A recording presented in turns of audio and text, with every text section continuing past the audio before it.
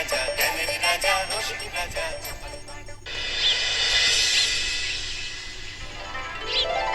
সত্যি এই বছর আমাদের কৃষ্ণনগরে ঠাকুর মুখ তুলে চেয়েছেন। হ্যাঁ মহারাজ, ধান একেবারে পরিপূর্ণ হয়েছে। তা কবে ধান কাটা হবে পুটির বাবা? ধান তো একেবারে পেকেই এসেছে, সপ্তাহখানেকের মধ্যে ধান কাটতে হবে। বেশ বেশ, তাহলে তো ভালোই হলো। এই মাসের শেষের দিকেই তো নবাব বাহাদুরকে শস্যের খাজনা পাঠানোর কথা। হ্যাঁ মহারাজ, এবারে নবাব বাহাদুর খুশি হবে। ঠিক বলেছ গোপাল।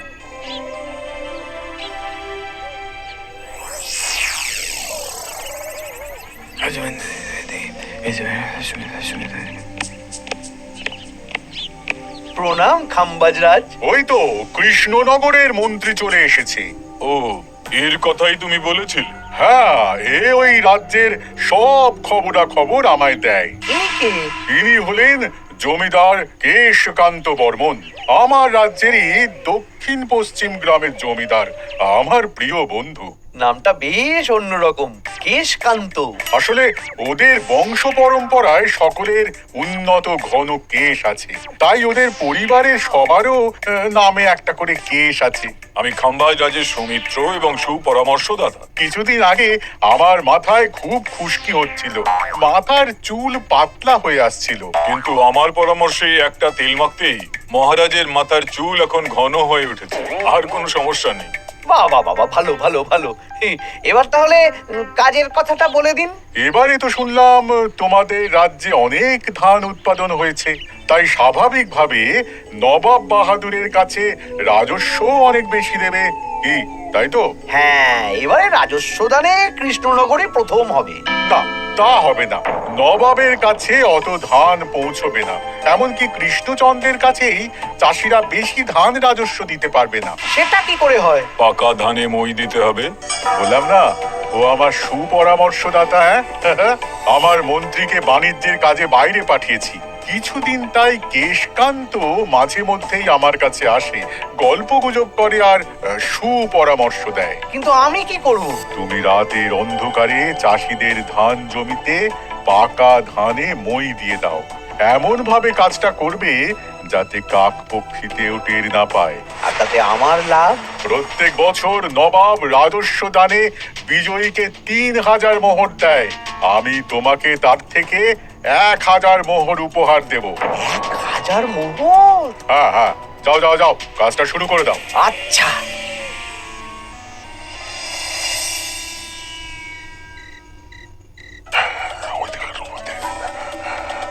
তাহলে আর দেরি কেন? মন্ত্রীমশাই কথা মতো কাজ শুরু কর। হ্যাঁ চল।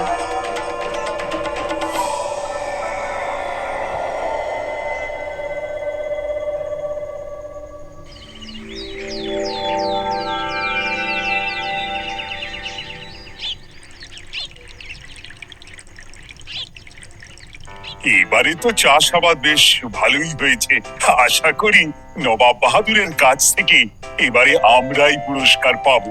হ্যাঁ মহারাজ, সারা বাংলায় কৃষ্ণনগরের মতো উৎপাদন এই বছরে কোথাও হয়নি। সর্বনাশ হয়ে গেছে মহারাজ, সর্বনাশ হয়ে গেছে। কি সর্বনাশ হয়েছে গো পুটির বাবা? গতকাল রাতে আমাদের সব জমির পাকা ধানে মই দিয়ে দিয়েছে। সে কি? এবার আমরা কি করব মহারাজ? কাদের কাদের জমিতে হয়েছে এসব? যেই জমিতে তাকাবেন সেই জমিতেই এই কাণ্ড, ধান ঝরে সব মাটিতে পড়ে আছে। এবার আমরা কি করব? হায় হায় হায়, এবার আমাদের রাজ্যের কি হবে? নবাব বাহাদুরকে তো জবাব দিতে পারবো না। বড় বিপদ হয়ে গেল, রাজ্যে গ্রহের প্রকোপ নেমে এলো। ও, আর কদিন পরেই আমার টেকে আসবে ১,০০০ মোহর। ঠিক আছে, তোমরা সবাই এখন বাড়ি যাও। না, আমার মন মেজাজ ভালো নেই।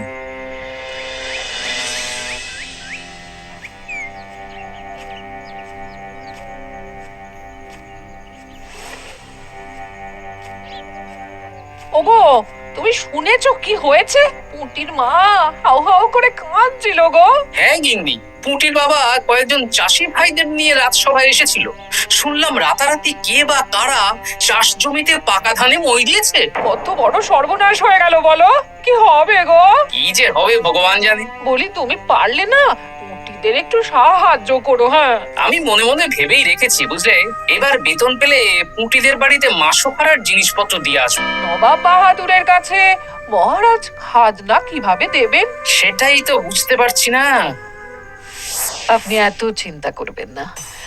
রাজবাড়ির ভাড়ার থেকে আপাতত কিছু বস্তা ধান পাঠানোর ব্যবস্থা করুন। তারপর নবাব বাহাদুরের কাছে গিয়ে বলবেন, আস্তে আস্তে সব দিয়ে দেবেন মহারাজ। তাই করতে হবে, তাছাড়া তো আর অন্য কোনো উপায় দেখতে পাচ্ছি না। কিন্তু এবারে আর আমাদের মান রক্ষা হবে না। দেখি 2-1 দিনের মধ্যেই যতটা সম্ভব ভাড়া থেকে ধান পাঠানোর ব্যবস্থা করব।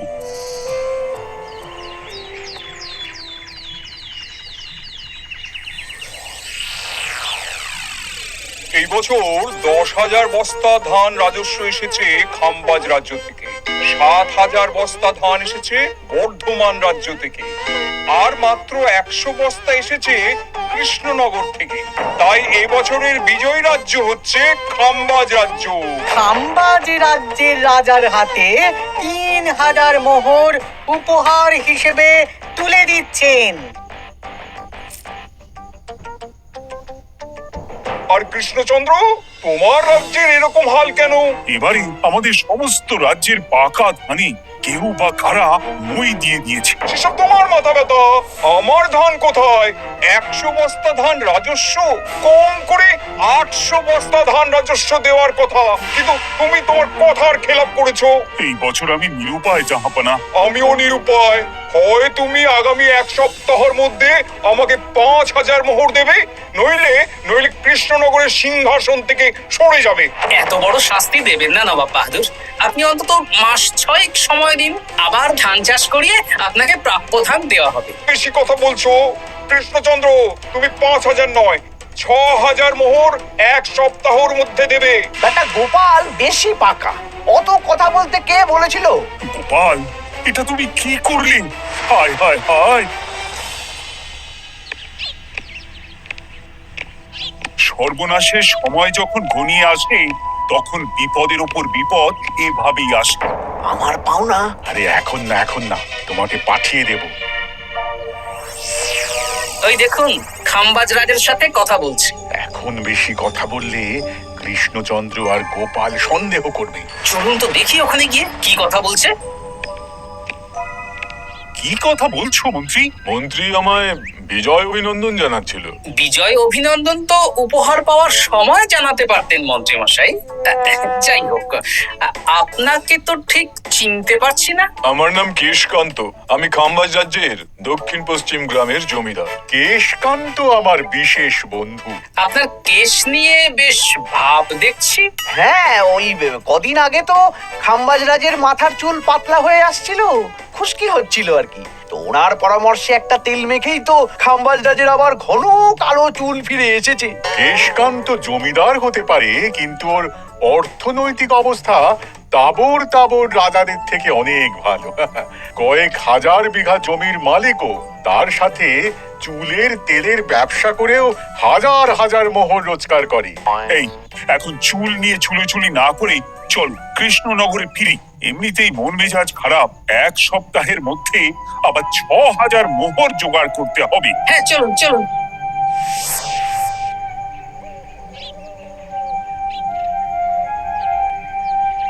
আচ্ছা মন্ত্রী মশাই, আপনি এই কেশকান্ত জমিদারের ব্যাপারে এত কিছু জানলেন কি করে? ওনার সাথে তো আমাদের আজই প্রথম দেখা। হাওয়ায় কত খবরই ভেসে আসে, সেরকম আমার কানেও এসেছিল। এসব বাদ দাও গোপাল, মন্ত্রী দুজনেই ভাবনা চিন্তা করো কিভাবে 6,000 মোহর জোগাড় হবে। পাকা ধানে মই পড়লো, এখন আবার এত বড় বোঝা। আমার কাছেও মহারাজ বেশি অর্থ নেই, সব মিলিয়ে মিশিয়ে ওই 150 থেকে 200 মোহর মতো আছে বাড়িতে। যদি বেশি থাকতো আমি আপনাকে নিশ্চয়ই সাহায্য করতাম মহারাজ। তাও করতেন কিনা সন্দেহ। তুমি চুপ করো। মন্ত্রী মশাই ওই লোকটাকে জানলো কি করে? এই লোকটাকে তো আগে দেখারই কথা না। না, ব্যাপারটা নিয়ে ভাবতে হবে। চলুন চলুন।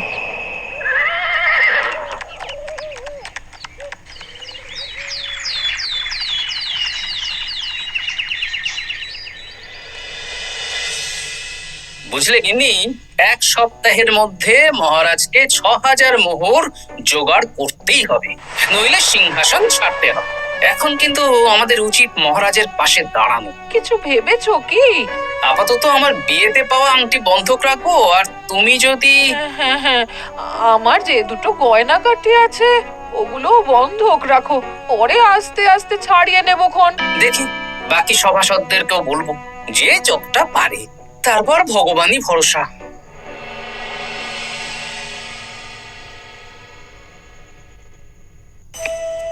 আপনি এত চিন্তা করবেন না মহারাজ। চিন্তা না করে কি আর কোনো উপায় আছে? সিন্ধুকে যা আছে তা দিয়ে 3000 মোহর হয়ে যাবে, কিন্তু তারপর আর কি করব? এবার কি নিরুপায় হয়ে জায়গা জমি বিক্রি করতে হবে? কিছু একটা করতেই হবে। আপনি গোপালকে একবার বলে দেখুন, প্রত্যেকবার যখনই বিপদে পড়েছেন তখন গোপালই আপনাকে বাঁচিয়েছে। দেখি আগামীকাল রাজসভা শুরু হওয়ার আগেই গোপালের সাথে ব্যাপারটা নিয়ে আলোচনা করব।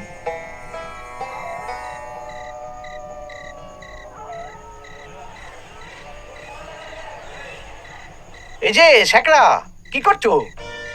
এই তো, বলুন। শোনো, আমার গিন্নির জন্য একটা হীরের হার বানাতে হবে, ওই 1000 মোহরের মধ্যে। 1000 মোহরে তো হীরের নাক, কান, গলা, হাত, পা সব গয়না, এই সব গয়না হয়ে যাবে মন্ত্রী মশাই। তাহলে বানাও, এই নাও 1000 মোহর। ওরে বাবা, মন্ত্রী মশাই, 1000 মোহর! এই মন্দার বাজারে এত মোহর কোথায় পেলেন? গতকালই তো বললেন আপনার কাছে 150 থেকে 200টা আছে। সে যেখান থেকেই পাই, তাতে তোমার কি? না, আমার কিছু না শেখরা, আমি কয়েকটা গয়না বন্ধক রাখবো। দেখি কি আছে, এই সব মিলিয়ে এতে আমি 15 মোহর দিতে পারবো। বেশ, তাই দাও। আমি আমি ধীরে ধীরে শোধ করে গয়নাগুলো ছাড়িয়ে নেব। হ্যাঁ, মন্ত্রীর ব্যবহারগুলো বেশ সন্দেহজনক লাগছে। দেখি, গুপ্তচরকে কাজে লাগাতে হবে, মন্ত্রীর পিছনে ছায়ার মতো লেলিয়ে দিতে হবে।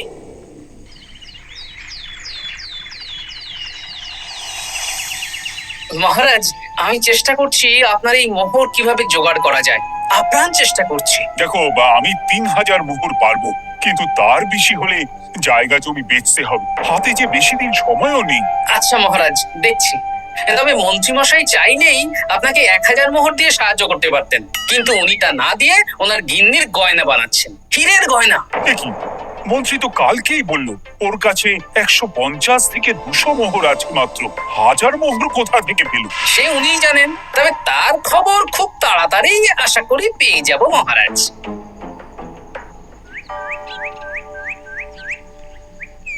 কাজটা একদম ঠিক করলেন না মন্ত্রী মশাই। আপনার কথা শুনে আমরা সবার জমির পাকা ধানে মই দিলাম, কিন্তু আমরা একটা পয়সা পেলাম না। আপনি যে এই কাজ করার জন্য খাম্বাজ রাজার কাছ থেকে ওই 1000 মোহর উপহার পেলেন, সেটা দিয়ে গিন্নির গয়না বানাতে দিলেন, কিন্তু আমাদের বেলায় লবডঙ্কা। তোদেরকেও দেবো, একটু সবুর কর, আগে গিন্নির মাথাটা ঠান্ডা করি। না না, আমাদের এক্ষুনি চাই। আরে এক্ষুনি কি করে দেবো, আমার হাত খালি। আচ্ছা আচ্ছা, ঠিক আছে, এই নে 2 মোহর ধর, 2 ভাই ভাগ করে নি, পরে আরো দেবো। এটা কিন্তু ঠিক না। এসব আলোচনা খোলামেলা জায়গায় করা উচিত না। উফ, পরে তোদের সাথে কথা বলবো, এখন যেতে দে, বাজার করব, তারপর আবার রাজসভা আছে।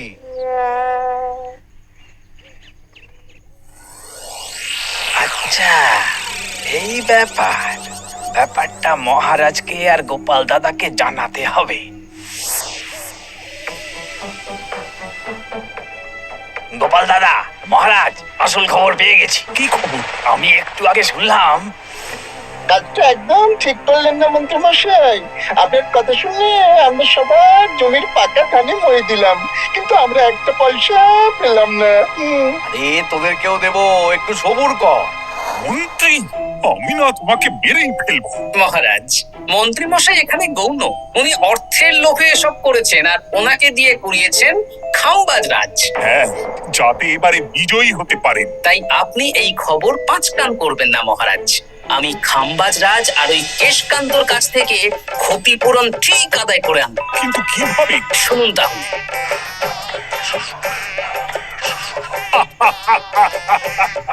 দারুণ বুদ্ধি। তাহলে এখন আসি মহারাজ, কাউকে কিচ্ছু বলার দরকার নেই। আপনি শুধু আগামীকাল সন্ধেবেলা খাম্বাজ রাজের দরবারে চলে আসুন। পারলে নবাব বাহাদুরকেও সঙ্গে করে নিয়ে আসুন। হ্যাঁ,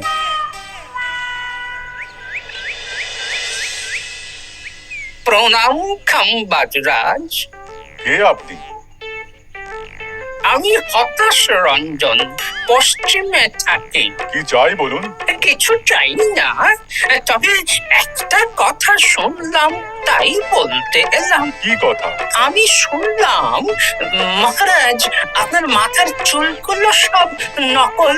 আমার এত সুন্দর চুল সব নকল? ফাজলামো হচ্ছে।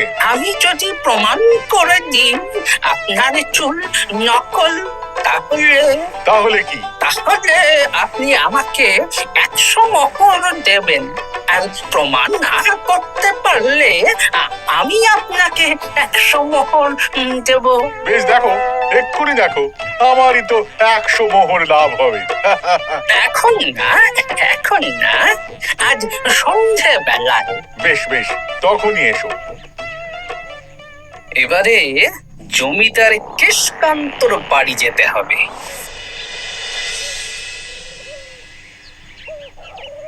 জমিদার মশাই বাড়ি আছেন? কে মশাই আপনি? আমি হতাশ রঞ্জন, পশ্চিমে থাকি। আমি বিশাল ক্ষমতাশালী লোক। কিসের ক্ষমতা? আমি রাজরাজাদের মারধর করি, চুল ধরে টানি, শাস্তি দিই।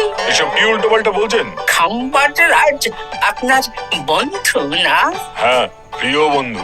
ওনাকেও আমি আপনার সামনে চুল ধরে টানবো, কিন্তু উনি কিচ্ছু করতে পারবেন না। উনি আপনাকে শুলে চড়াবেন। কিছুই করতে পারবেন না। বললাম না, আমি বিশাল ক্ষমতাশালী লোক।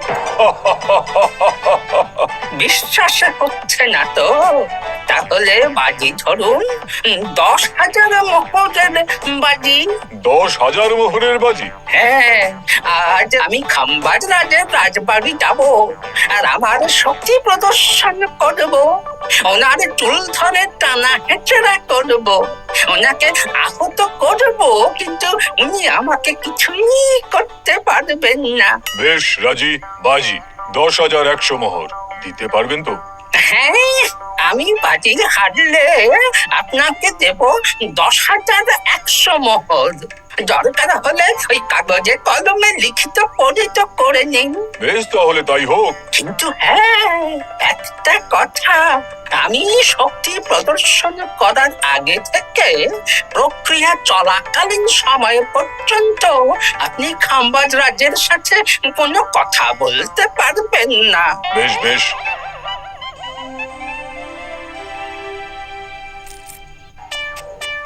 তাহলে শুরু করি।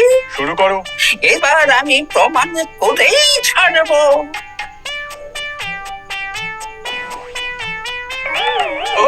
আরে, লাগছে লাগছে, বাবারে, লাগছে লাগছে, তো সত্যি সত্যি চুল ধরে টানছে।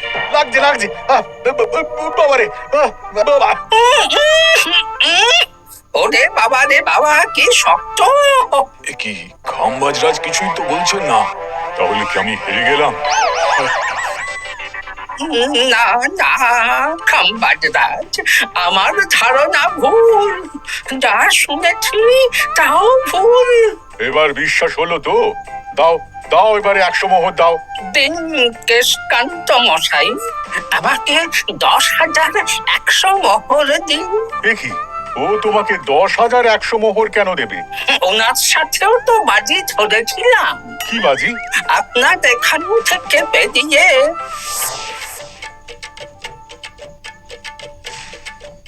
এবারে দিন তো দেখি, সব কাগজ কলমে লেখা আছে। এই নাও। হায় হায় হায় হায়। সাবাস গোপাল, সাবাস, তুমি আমার মুখ রক্ষা করেছো। গোপাল, কৃষ্ণচন্দ্র, নবাব বাহাদুর, আপনারা? হ্যাঁ, আমি গোপাল। এটা ছাড়া আর কোনো উপায় ছিল না খাম্বাজ রাজ।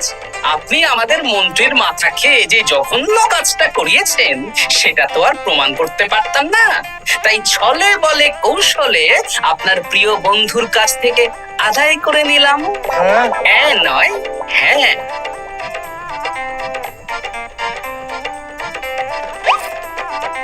এই নিন মহারাজ। এতে কত মোহর আছে? 10,100 মোহর। এর থেকে 100 খাম্বাজ রাজকে দিন, 6,000 নবাব বাহাদুরকে, আর বাকিটা আপনার কাছে রাখুন। এত ধান নষ্ট হলো। কৃষ্ণচন্দ্র আমাকে সবটা বলেছে, আর ওর মন্ত্রীকেও নিয়ে এসেছি। ধোলাই খেয়েই সব বলে দিয়েছে। এই কে আছো? কৃষ্ণনগরে মন্ত্রীকে নিয়ে এসো।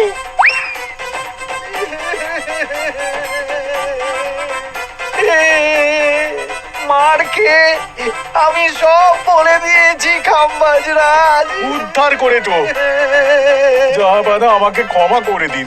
এর কোনো ক্ষমা নেই, তোমাকে আমি কারাগারে বন্দি করব। হায় হায় হায়, সামান্য টাকার লোভ করতে গিয়ে পুরো মাঠে মারা গেলাম।